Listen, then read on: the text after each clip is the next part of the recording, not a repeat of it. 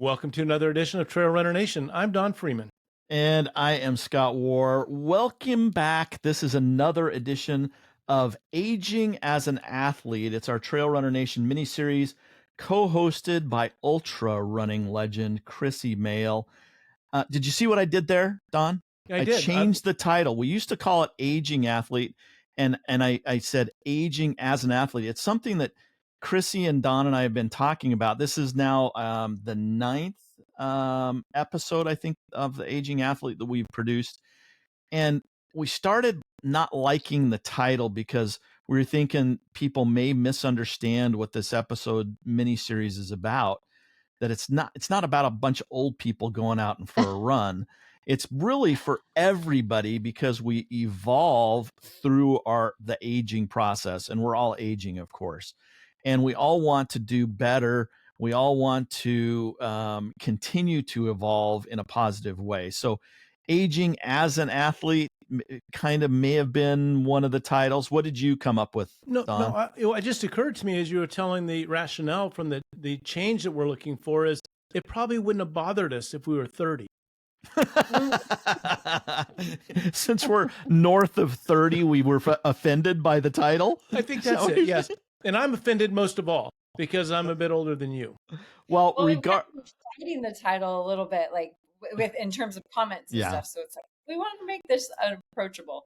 Well, regardless of the title, this mini-series is for everyone, regardless of your age. It's about embracing how our bodies and our minds evolve and how we can keep running strong throughout every stage of life. It's for anyone who wants to run long, healthy, and happy throughout their life.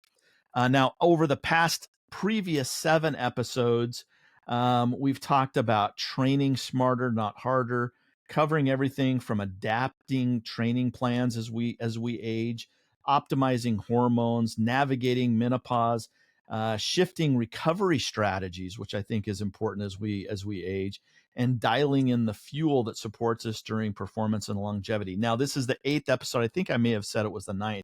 It's the 8th episode in this series, and we're joined today by adventure athlete Shawn Cheshire.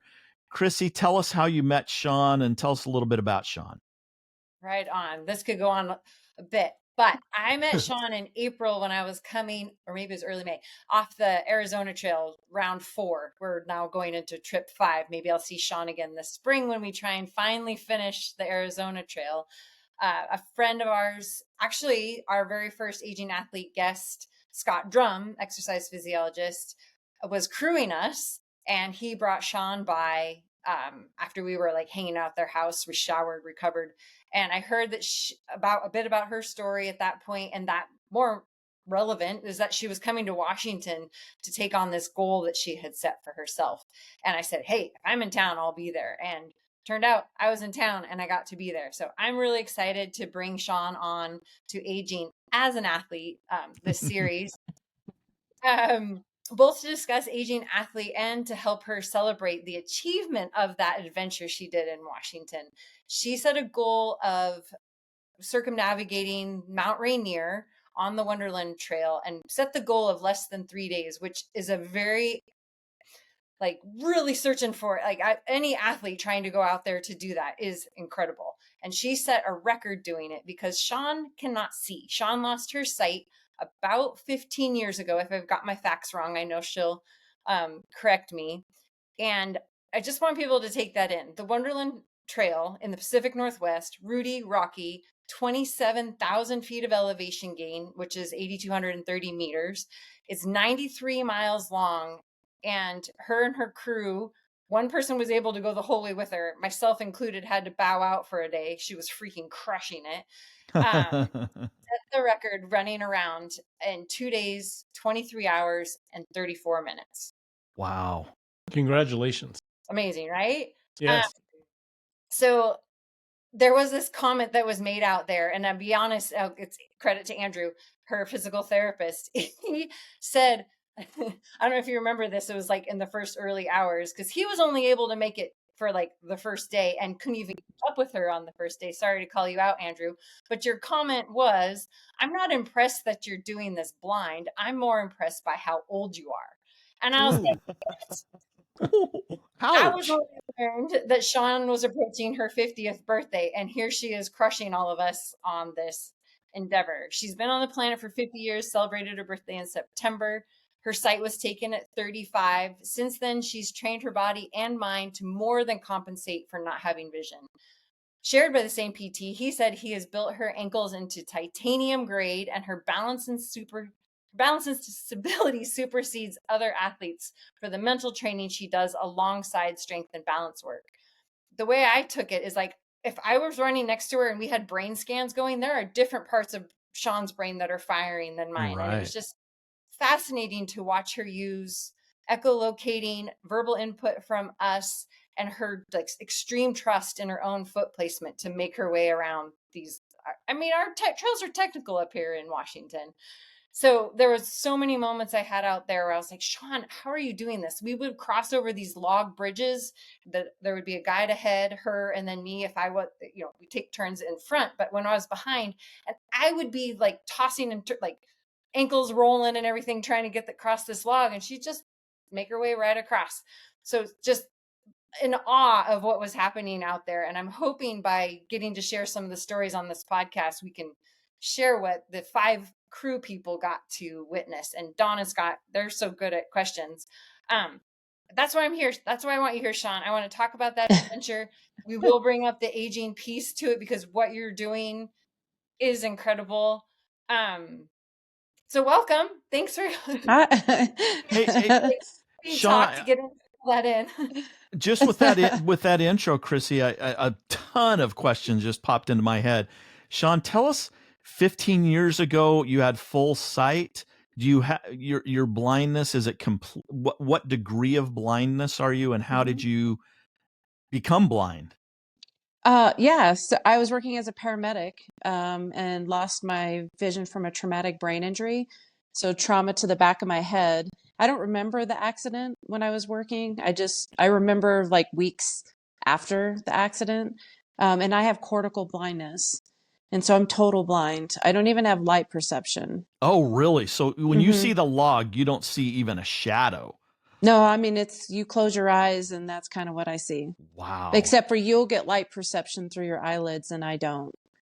Holy So cow. through, the test that they do is that just shows that I have no brain activity from my optic nerves to my bilateral occipital lobe of my brain. It's just flatlined. Holy cow. Yeah. That is amazing. So were you an athlete before the accident?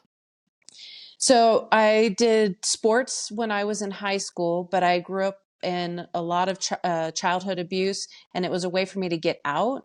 But I don't think I really thought about being a good athlete. I think that was just an outlet for me to get out.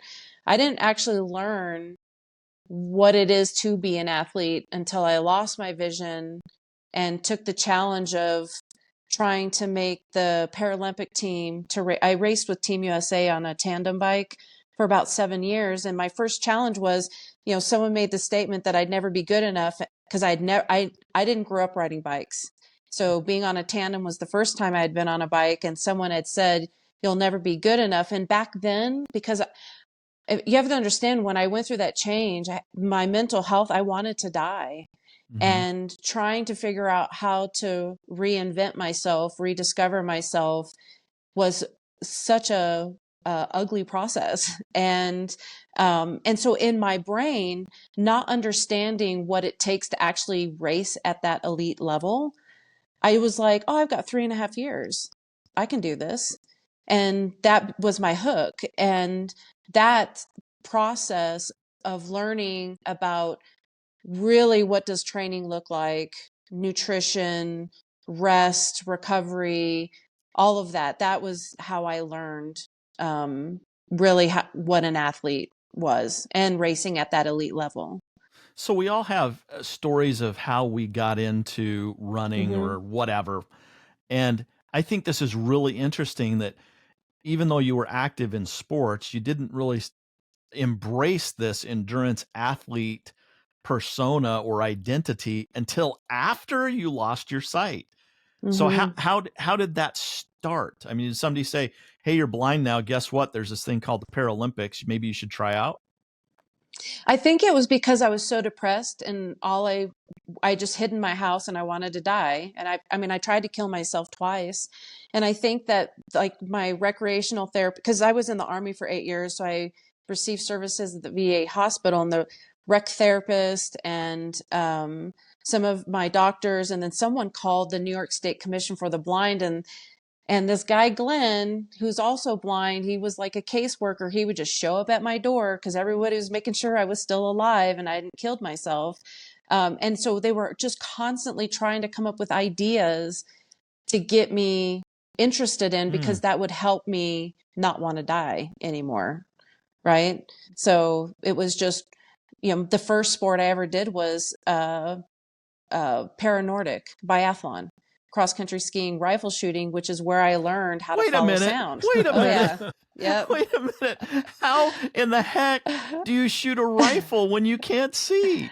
How does that happen? So VI athletes, we use an audible rifle, and it's hilarious. It looks like a 22 rifle that everybody else has used, except when we come into the range, we lay prone, we put on a headset, we get our rifle set up, and then we go based off of tones. So when I would train for this, my friend Jesse and I would race against the Syracuse Biathlon Club, which is a range of men from 17 to 75 and some women scattered throughout that, but mostly men. And one time Jesse and I won third place, and the guys were all like, well, if I could shoot a rifle like that, I'd win third place too. So Jesse took them out to the range and had them try the rifle based off only what you could hear. And they came back in about a half an hour later, and they're like, we don't know how you do it. We couldn't hit anything. But that was why I didn't get penalty laps, because I got all of my shots. So you were a good shot. Interesting. Yeah. So So that was an interesting experience. Can you talk a little bit about going from not being a competitive athlete in a sense to discovering that, you know what, I'm pretty competitive and I kind of like it. What talk to us about that transition. I mean, I think really the beginning of it wasn't so much competitive against other people. Yeah. I think it was an internal competitiveness of life versus death, like the desire to live versus the desire to not live.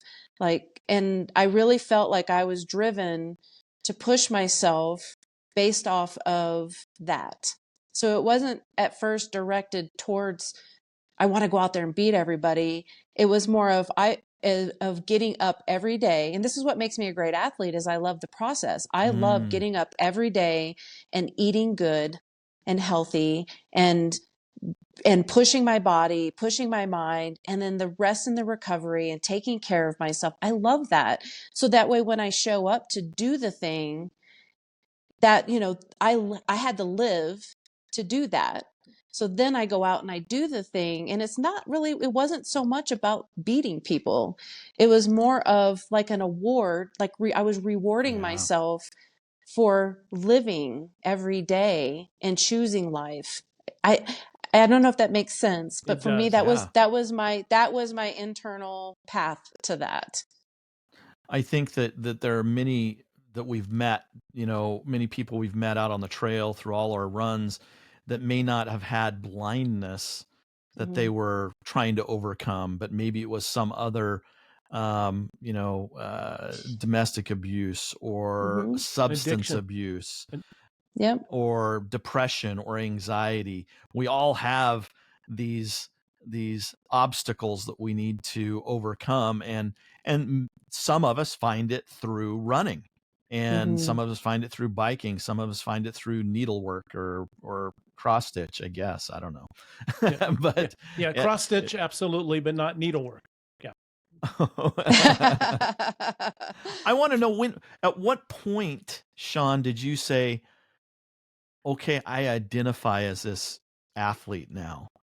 I mean, was it a process, or did you figure out really early on that this is something I enjoy, this process? I want to be this identity as an athlete. Well, I mean, I don't know if there was a defining moment.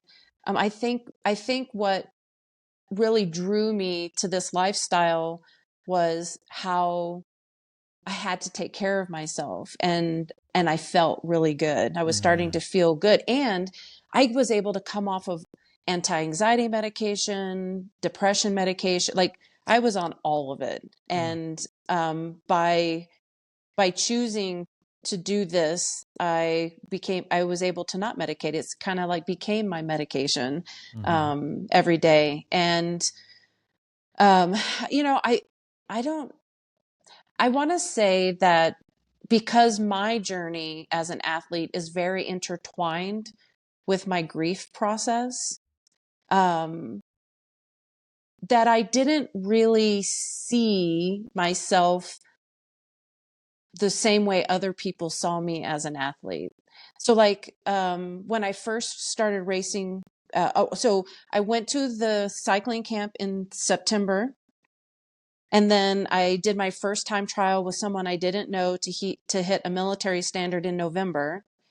Got paired up with a pilot in February for a talent ID camp. Got invited to my first Team USA camp in March. Raced at my first race domestically in April. Wow. Made Team USA and went to Spain in June and medaled in a road race. Wow. But it never occurred to me that was like unheard of, how fast that happened, because I wasn't thinking about that. My brain was, I have 3.5 years to be good enough to go to Rio. And when I really started learning the lifestyle, then that became my focus because I was taking care of myself. So I don't know of a moment where it dawned on me like, oh, I'm a good athlete, let's do this. And I think I just let the momentum just kind of take me. That's incredible. Yeah. I'm like stewing over here because I want to talk about the Wonderland Trail, like I said in my intro. But I think this backstory is super important. And Scott and Dawn, their curiosity is always what I love collaborating with you guys. There's a lot of interludes probably, or steps along the way towards Wonderland. Could we use a little bit of time to talk about like what those jumps were? Because my first question that I wrote down was, how did you pick 3 days? Like, why was that your goal? But I think there's probably a little bit leading up to that. So you went to Rio, then what? So in 2018, I had a concussion, couldn't race. And the first time I ever hiked was a double crossing of the Grand Canyon. And at that time, only 2 blind men had a record, and it was 28 hours. But no record of a blind woman ever completing it. So I was like, all right. So I had 3 sighted guides, and we did it in 24 hours. Wow. But I had never hiked before, right? And I was like, God, this sucks. But I will tell you, I'll tell you the greatest thing that came from that, because I'd never pushed myself that long like that ever before. But what came out of that was confidence. And it was absolutely just startling to me how different I felt about myself by doing that. And so I was now curious about, what else can I do? So I kind of eventually just kind of phased out of racing bikes, and I think that my brain kind of just shifted to doing things that the world makes comments of what they think blind people can or cannot do. And I love to prove people wrong. And for Krissy's sake, I won't go into it, but I did ride a single bike across the country from west to east coast following sound on a solo bike. I want you to go in that. That's one of the things, for sure. Okay. Yeah. I followed sound. There was a speaker on the back of the bike, and we had 2-way radios, and I rode my own Cannondale Synapse from the ocean in Oregon all the way to Virginia Beach, Virginia in 60 days, 3,800 miles. Just so I never had to hear another person say blind people can't ride single bikes. And then the following year, we did Tour Divide, which is Banff, Canada, to the Mexico border in New Mexico. And that was bike packing. And I don't know how I survived that one, because I probably should have died about 97 times. And then the next thing was Everest. And so Shawn, can we pause for 1 second? Yeah. So this doesn't get away. Everest is going in a different direction. Okay. Tell me about writing by sound. How would someone do that? Do you hear something when it's time to go left? I mean, there's turns. Oh, no. Yeah. Help me. It's a JBL speaker playing music. I'm following the sound of music. And in the two-way radios and the helmets, my guides in front and back are constantly talking to me. Okay. Yeah, it's constant feedback. Okay, you're causing lots of questions in my head. Before we started the podcast, you had also mentioned that you're deaf in one ear. Yes. I'm deaf in one ear, and you cannot have depth perception or any kind of direction with one ear. And so how do you know when the JBL speaker starts veering to the left because of a pothole up there? How do you know that? Well, because I didn't lose my hearing until I tried to climb Everest the following year. So you had your echolocation. That was going well when you did that. Yes. Okay. Yes. Oh yeah. And the only reason why I'm also mentioning Everest is because Everest is where a friend of mine, Scott Drum, had a conversation with Reinhold Messner, who's a famous climber, and he made the statement that blind people will always be tourists because we always need a guide. So we're never going to be taken seriously in the climbing community. And that really irritated me. So this is kind of what led into Wonderland Trail. So last year, I got dropped off at the north rim of the Grand Canyon and I hiked all the way across out South Kaibab solo without a guide in 10 hours and 58 minutes. And that actually taught me how savvy my feet can be on the trail when you're going without a guide, right? How do you do and so that? One step at a time. The same way I have no as comprehension. I mean, are you like, do you have like one of those the canes that you have out in front of you, or you like two hiking poles? So you're using those to kind of tap to make sure you're not going to fall off the edge of the Grand Canyon. So yes, but if you think about it, when you're on the edge, you can hear the down and you can hear the rock wall. So I'm not going to go towards the edge. Okay. And when you're on the bottom of the canyon, the trail is pretty defined. Like I tell people, I do it the same way you do, one step at a time. And if you step off the trail, you know you're not on the trail because it feels so different.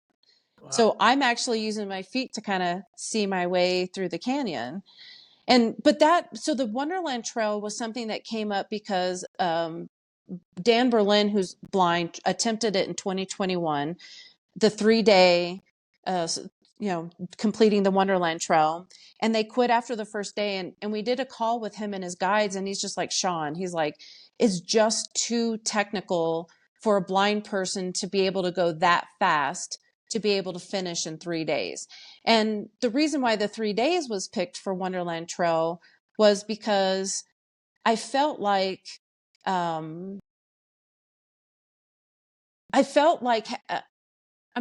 we worked in an extra day just in case, but I felt like if I trained after doing the Grand Canyon solo, I felt like if I trained right, I could do it.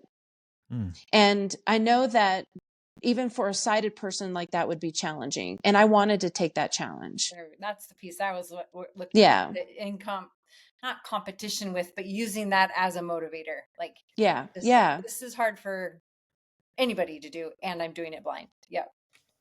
Shawn, I'm curious. Obviously you have a amazing sense of proprioception with your feet. I'm curious, what kind of shoes do you wear? Are they a very thin-soled shoe that you can feel? Or are you wearing Hoka's with the big old cushion? No. Tell us a little bit about that. Scott, that's a good question. I have like 15 pairs of Ultras by my front door. I love Ultra, 0 drop. Okay. I love Ultra, and it's just enough to cushion, but not so much like Hoka that I can't feel anything. And I'm getting older, so I think trying to do that in barefoot shoes would probably be more uncomfortable than I'd like. You talked about like if I did the right training, What was that? How did you train? Right. Like, I need Good to know. point. I know. I want you to share like what the rigors that Andrew put you through. So what I'm about to say is not a complaint. I'm literally going to say this. It is just a fact. So I just want to be clear that I say that. When you're a blind athlete and you're training for something, we don't always have the luxury to, like, cyclists just go out and they ride their bike. Hikers, they go out and hike. Runners, they go out and run. And unless I have someone to go and do all those miles with me, I have to figure out other ways to do it. Right. And I have struggled in the past by not doing, when you're biking, you need to train to bike. When you're running, you need to train to run. When you're hiking, you need to hike. And so I knew that I was going to struggle and potentially not be able to accomplish my goal if I didn't get out and hike. And I didn't really have someone. Sorry. Stop it. I've been trying to keep him quiet with treats this whole time. Is this where I say, Ryan? Yeah, We have to Ryan, take care Okay. of that. Okay. He's a sweetheart. You guys should get to see him. Yeah, he's a German Shepherd. He's beautiful. Do you want me to start that over, or I don't know how Ryan does the editing on these? Just keep going. He'll figure it Oh, out. okay. I just knew that if I just didn't get out, I was going to suffer. So what I did is I took my Garmin, and Scott can see my location, and we've done a lot of hiking in the area, but I would go out and I would memorize the trails in this area. So I had the capacity to give 20 and 30-mile days on the trail alone. Wow. And when I went out there, I had everything I needed. And I was trying to maintain a pace between 2.7 and 3.1 for the whole. So I didn't stop unless I was going tinkle behind a tree, or replenishing water in my bladder. And I just moved, and I wasn't stopping for anything. And that's how I trained. And then I did strength training in the gym. But I was out there 20 and 30-mile days, and I was pushing myself to not slow down that whole time I was out there. And so I had this GPS app on my phone, and I could hear my average speed. And I could hear my distance. And if I got turned around on the trail, I would just message Scott, say, "Hey, can you see where I am? I missed the turn. Can you tell me where it is?" And then eventually I just learned it to where I didn't need anyone to help me. So Wow. just You mentioned. Oh, go ahead, I'm Krissy. gonna clarify a couple points. Shawn lives in Flagstaff, Arizona, Oh yeah. and 2.7 to 3.1 miles per hour. Like, she's Yes. freaking moving along. Yeah. Good. Well, my clarification here is probably not as important as yours. So we've all taken a bio break or a tinkle along the trail multiple times, but we have the luxury of looking around and kind of scoping out the area and seeing if there's any company nearby. All right. Well, do me a favor. I'm going to tell you my strategy, but if you're like, "Wow, she's crazy to think this," don't tell me that, because I don't need to know. No, that I won't. I was my strategy is that I listen, and then I'll when I know that it's not a drop, I'll go out and I'll look for a bigger log or something I can kind of duck behind, and I turn my butt away from the trail. Okay. And then just kind of squat down real quick, Mhm. and then pull my pants up real fast, my shorts up real quick, and just keep moving. Nice. Okay. That's my strategy. So we did hear your companion barking just a minute ago. Yeah. Is it a he, she? Nick, it's a he. Yeah. Did he go out on these treks with you? Unfortunately, no. He's 8 years old and has a little disc of arthritis in his lower back. And we used to do 10 to 15 miles together, but Just too not old. this summer. Yeah. Wow, That that's caused amazing. me to Yeah. take over my PD girl. She can't run with me anymore either. Yeah. Now, Krissy, you've worked with a lot of athletes, and Shawn, you must have an aerobic engine inside of you that you maybe didn't even know existed until you started applying it. Mm-hmm. Is she quite an athlete, Krissy? Does she have that engine? 100% engine. And the strength component, witnessing the stability, the strength, the sure-footedness, all of it is, it's a whole, it takes it all, right? Like, yeah, you could have a great engine, but if you don't have the muscle strength to keep going, if the cardio and lungs are there, hopefully the muscles, but not always does that follow. So the muscular endurance that she Mm-hmm. has and the stability that goes along with that was on display going around Wonderland. I, I don't know whether we clarified this, and if we did, I apologize for the question. The Wonderland Trail FKT, was there an asterisk by that? This is a FKT by a blind person, or was this an FKT full on FKT? So when I did the solo crossing of the Grand Canyon, up to that point, FKT has never had a category for any type of para athlete.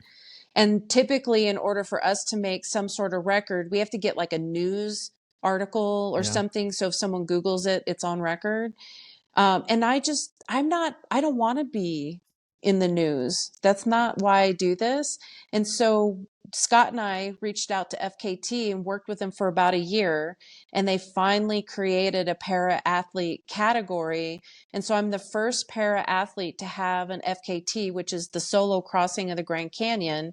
And my second FKT is the Wonderland Trail, first blind person to complete it. That's amazing that they did that. That's Oh yeah. that's really cool. What do you love about running, trail running?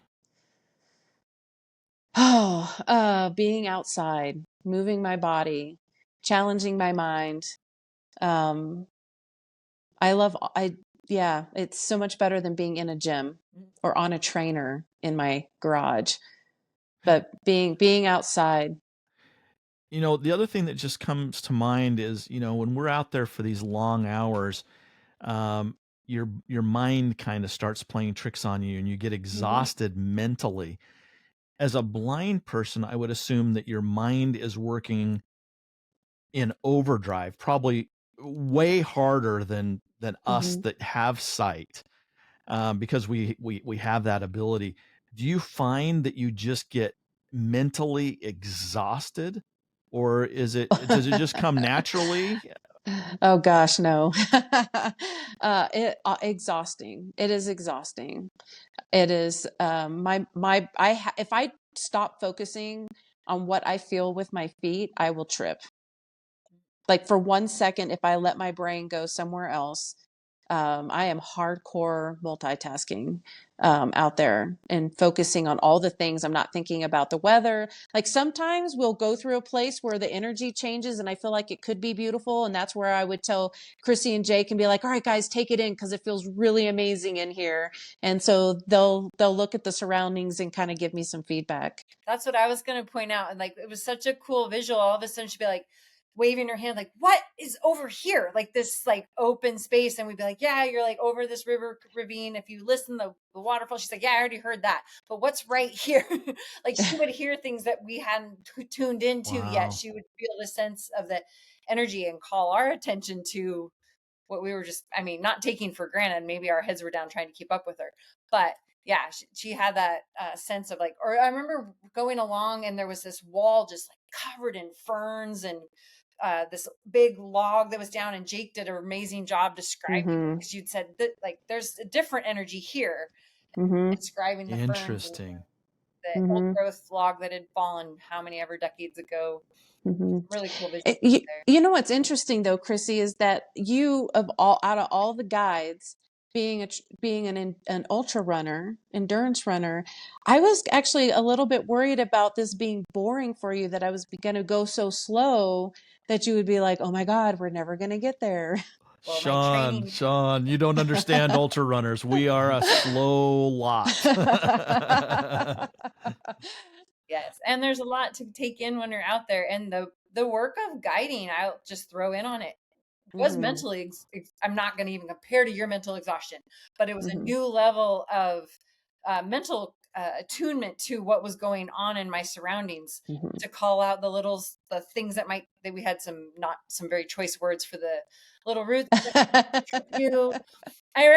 is actually a fun story. There was one point where I was in front guiding and I was tapping the rocks on my right with my pole and saying, rocks left, rocks left, rocks left. And Shawn goes, pretty sure that's your right. I was like, yep, you're right. My brain was just, I'd been like verbal for so long that I Yeah. left and right and toe tripper and all this stuff. So Yeah. You did a great job guiding. Like you were a natural, really. It was not boring. Yeah. Yeah. Shawn, when you lose one sense, sometimes another one picks up and becomes a little bit stronger. And you mentioned feeling the energy from the ferns, and you're perceiving things that we run by and don't even look at, but they're calling to you and you're stopping to say, what's right here? I feel it. And I think that's extraordinary. So go ahead. Well, when I was shortly after my injury, and I was working with this brain injury doctor who does research, and one of the things that he told me is like there's this huge misconception that everybody thinks when you lose you lose one sense, the other ones all get heightened. He says, I just want you to know that that's never going to happen unless you work really hard to use those other senses. And I was like, huh. So then they taught me how to use the other senses. Very cool. It makes that's sense. To get it, like to have. That makes sense. It's like reading Braille with your finger. You know, people can do that because they develop that and they lean on it. And I was thinking maybe with your feet, you have so much proprioception that you're actually reading the ground before you were seeing the ground. Right. And I also think that you guys, as sighted people, you're trying to walk around things. And when you step on a rock, like your foot will be like at an angle. Whereas when I train, I'm walking, even if my toes are on the tip of the rock, I'm not letting my foot sag. I have developed enough strength that I'm walking on top of everything. And that's where Andrew and the titanium ankles and stuff. And my muscle strengthening routines are like 1,000 rep workouts. Wow. So to have that muscular strength, to be able to do that over and over and over again. And then building on top of that, I remember Andrew talking about how you're doing these 1,000 rep, one leg balance, tossing you a ball, catching it, and asking you a math problem.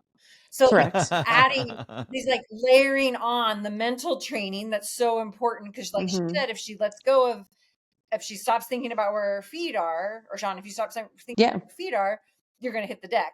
And so your brain has to be trained for that as many hours as you're going to be moving forward.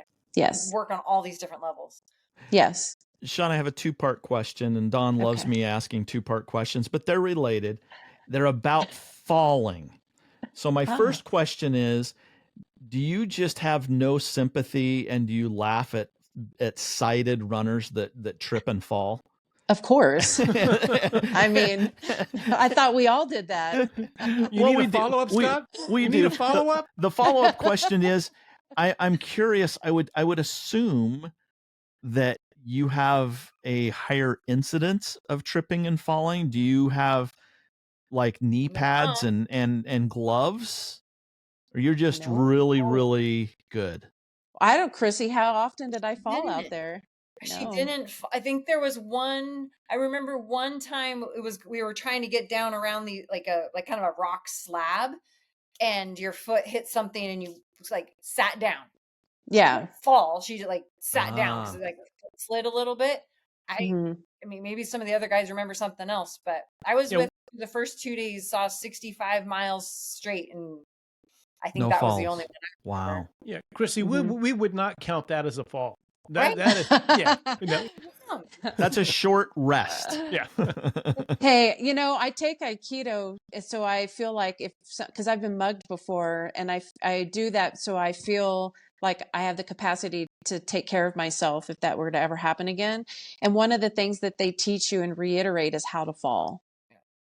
Ah, interesting. Yeah. Interesting.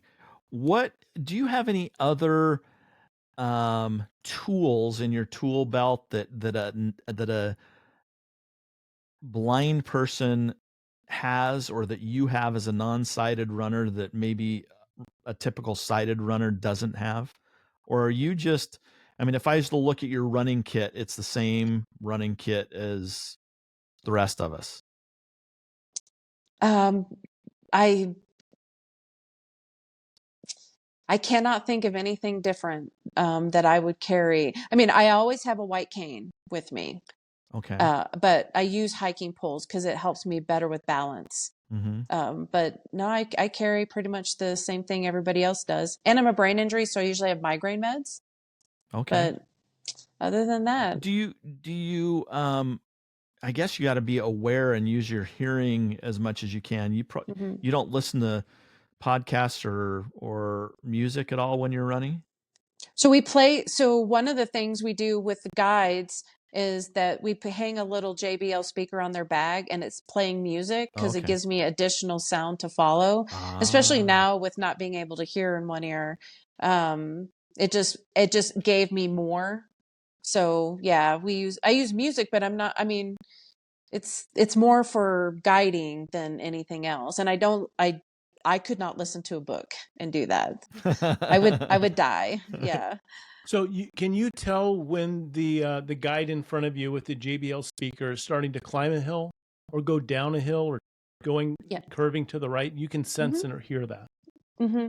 Yeah, because I call it my line of sight. Sound is my line of sight, and it changes. The sound changes when the person moves, and so once you learn what that sound sounds like when they're moving, like right or left, or going up above your head, Yeah. or further below you. But I will tell you this is that I actually can tell the change in my feet first. Oh, really? Yeah, I mean, if you think about the Grand Canyon, one of the things when they wrote that article in the Phoenix magazine about that solo crossing, because she came out and did a blindfold hike with me, is that when you're doing a switchback, is that if you're going to go left down, your left foot, you're going to feel the down first. And before you even get to the switchback, I don't know if you guys have ever noticed that from a sighted perspective, but if you were to think about it, look at it coming into the switchback, there's changes in the ground before you actually even get there. And I feel those.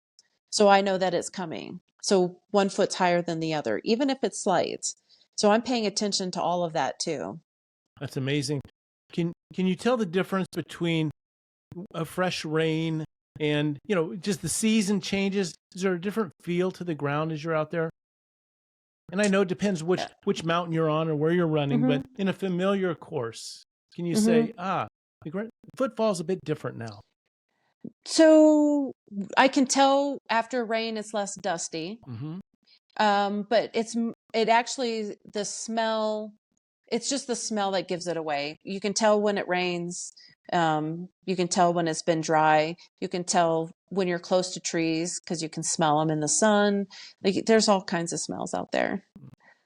There was this cool, little bits. I did the first 2 days, took the third day, and Jake was the guy that kept going the whole way around. Mm-hmm. Jake made the full turn, and Liz and I hiked back out that I guess the morning, early morning, to run we got the last 5 miles with you. And I remember catching back up or meeting back up with you coming down this hill, and the two of you were in this like zone. So here I'd gone Mm-hmm. 2 days of calling out rock left, right, and messing it up and doing all the stuff. And then coming back, so we'd seen you during the day at different aids, like we created aid stations for them as they came through, resupply water and food and stuff. So there's wee hours of the morning, and Jake whispers to me, he's like, watch this. And they were moving along, and they were, she wasn't tripping on his heels, but pretty close to him. But he wasn't calling anything out anymore. She was just following, and the trail hadn't gotten less technical. It was still weaving through rocks and him picking the best line down the trail. Mm-hmm. And something had changed from Mm-hmm. what was happening before. And he wanted to know that, like, he wasn't just imagining it. He was like, Krissy, he's like, just watch this. And then I stood behind and followed Shawn like I had for the 2 days prior. And then I backed completely off, and Scott and Liz and I stayed further back because I was like, let's not interrupt them. There is something happening here that is working really, really well. Wow. And then when we got to an intersection, and I ran ahead to say like, okay, we're turning left here, blah, blah, blah. I was like, Jake, I pulled people back because that was incredible. Like something shifted. He's like, I just wanted to know that I wasn't making it up. Like he was like, something has happened and our energy has changed. So I was what I witnessed. It gives me goosebumps because when I remember it, do you recall that you were 3 days in, very little sleep? If you don't remember, that's totally cool. I know brain fog is a Yes. thing for me too. Oh, Do you I remember what happened remember. there? Oh yeah. Oh yeah. Well, because one of the things that he started to do that last night was my right foot, the top of it was so swollen because I've caught my toe on so many things. And I think it was just that constant impact. And so I was struggling. I was trying to compartmentalize it. So what he would do is he would make sure that whatever we went around or over, he took me to the place where my right foot would not catch. Because I'm also a right side dominant, but right side delay because of the brain injury. So if any foot's going to catch, it's going to be my right one. And so and it's that trust thing, right? It's like I did not have, every time I tripped, he was he was paying attention, and he was like, was that your right foot? And I'll be like, yeah. He goes, okay. And then he'd make sure he'd bring me even further away to make sure that right foot wouldn't hit anything. And it was just because I've never really had a guy do that before. So then I knew, as tired as I was and as swollen as that foot was, and I didn't have time to think about it because we weren't done yet. I just trusted. Wow. And I knew that just by following him, and I was just hyper focused at that point, that he would keep me from the things that would hurt me. Yeah, it was amazing. It was So, really so cool. Yeah. you talked about feeling the energy from the moss that was on the side, or maybe the energies from just the natural artifacts that are out there. Can you talk about the energy of that pacer? Can you feel that energy from the other human of what's going on, if there's stress or just whatever? Oh yeah. Oh yeah. She warned us about that ahead of time. She's like, Yeah. please don't hide things from me. You're not hiding anything. I will feel it. So, Wow. and she's very straightforward. She'll Mm-hmm. say, I don't have a filter. So Yeah. don't leave me guessing. If you're mad, tell me. Don't hold back because I will feel it. And I was like, oh, that's good. I mean, shouldn't we all do that? Like pace Yeah. runner relationship, like Yeah. let's get clear. What do we want out there? How do we want this to go?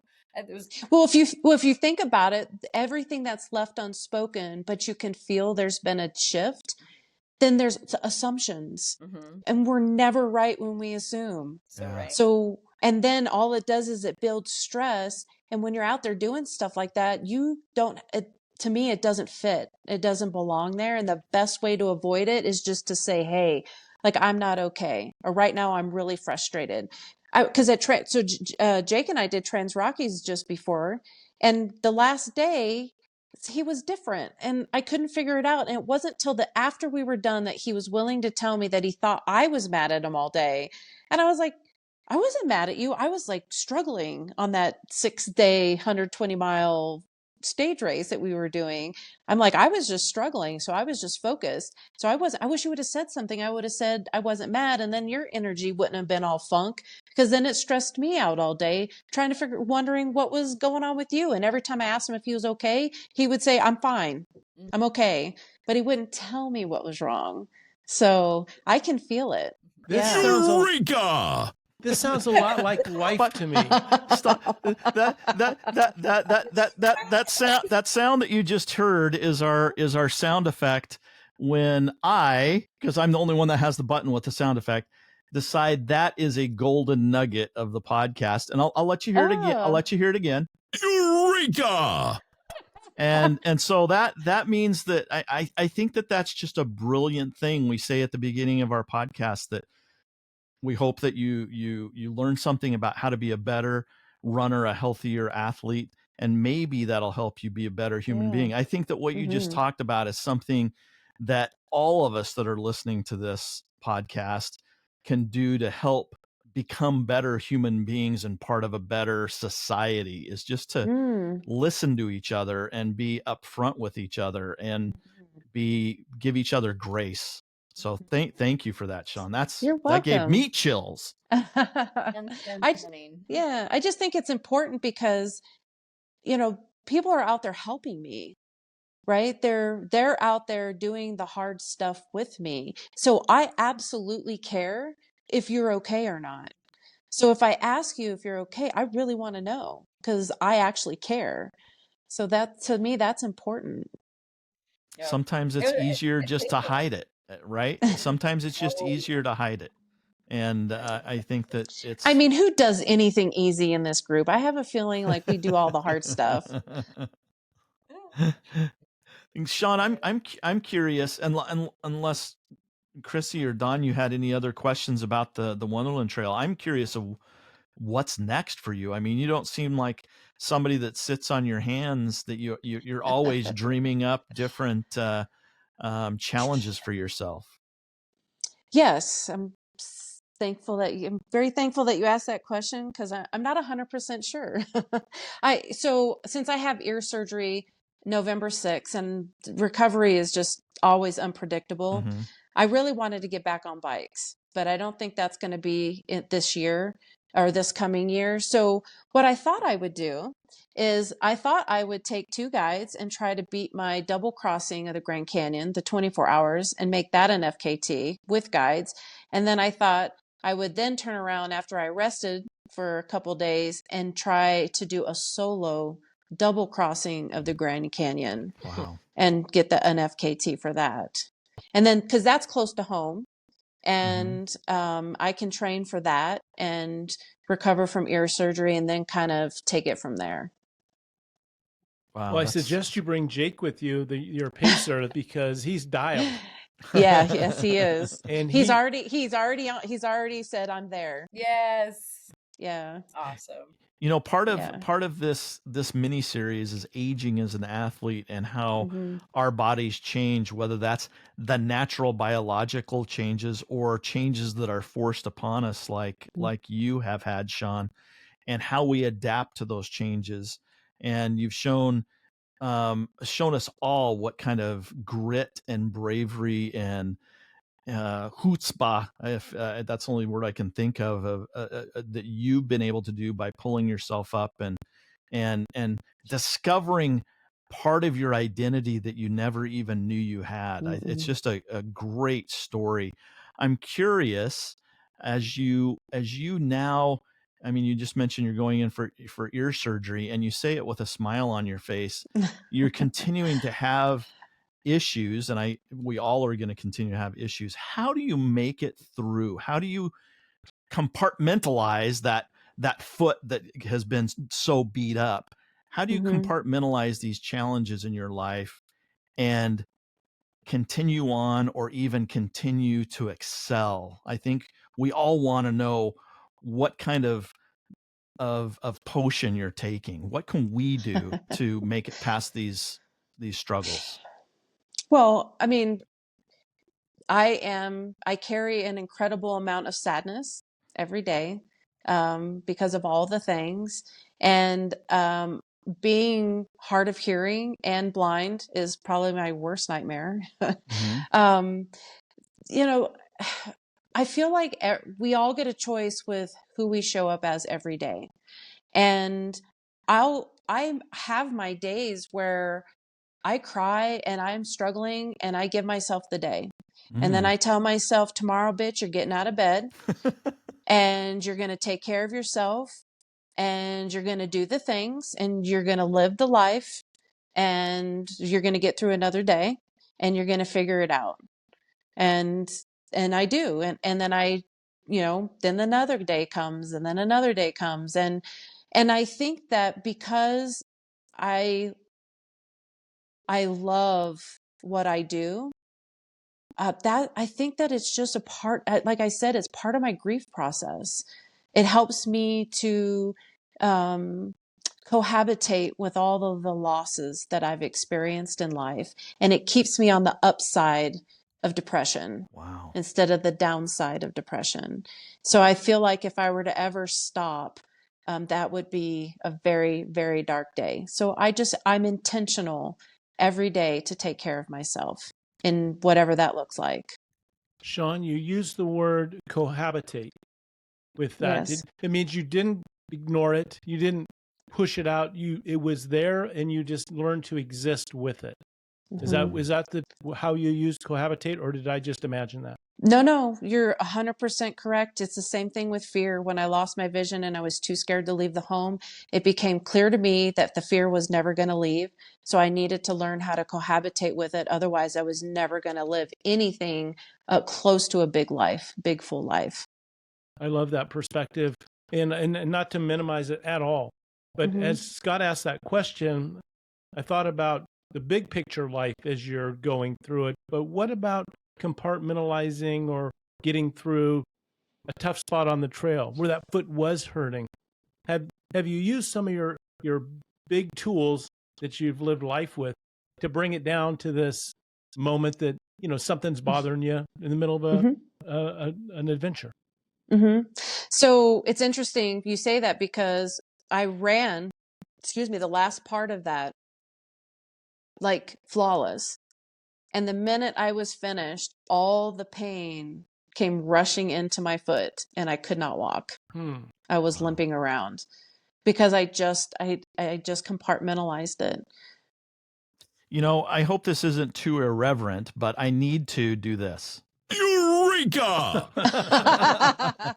Sorry. Yeah, Ryan, are we leasing that thing? Do we pay? Does it re-up at the beginning of the year? Because I'd like to be in on that discussion. You need to figure out how to delete that button. I just think, that's another golden nugget for me is you got to be persistent. You got to, I don't know. You said it better than I did. In fact, I'm going to rewind the podcast and go back and listen to what you said, because you said it so well. So thank you very much, Shawn. It was amazing to hear you say that. And I think one of the things that Scott was about to say is that, our friend Brian Kontosh, who says, give everything its moment.